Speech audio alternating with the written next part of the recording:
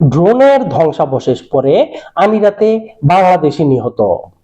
সংযুক্ত আরব আমিরাতের ফুজাইরা এ ড্রোন হামলার একটি ঘটনায় এক বাংলাদেশি নাগরিক নিহত হয়েছেন।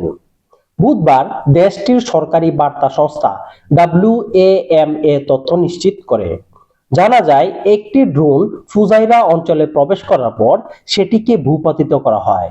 তবে ড্রোনটি ধ্বংস হওয়ার পর এর ধ্বংসাবশেষ নিচে পড়ে ওই বাংলাদেশি শ্রমিকের উপর আঘাত হানে, ফলে ঘটনাস্থলেই তার মৃত্যু হয়। নিহত ব্যক্তি ফুজাইরার আল রিফা এলাকায় একটি খামারে কাজ করতেন বলে জানা গেছে। তবে এখনো তার নাম পরিচয় প্রকাশ করা হয়নি। আন্তর্জাতিক সংবাদ মাধ্যম আল জাজিরা ও এ খবর প্রকাশ করেছে। এ ঘটনায় আমিরাতের কর্তৃপক্ষ সবাইকে গুজবে কান না দিয়ে শুধুমাত্র সরকারি তথ্যের উপর নির্ভর করার আহ্বান জানিয়েছেন।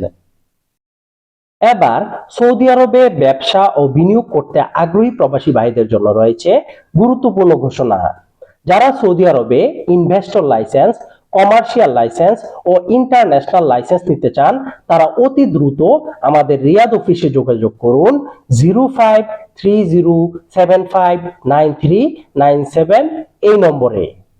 সঠিক ও নির্ভরযোগ্য আপডেট পেতে আমাদের Facebook page, YouTube channel, Instagram ও টিকটক অ্যাকাউন্টে যুক্ত থাকুন।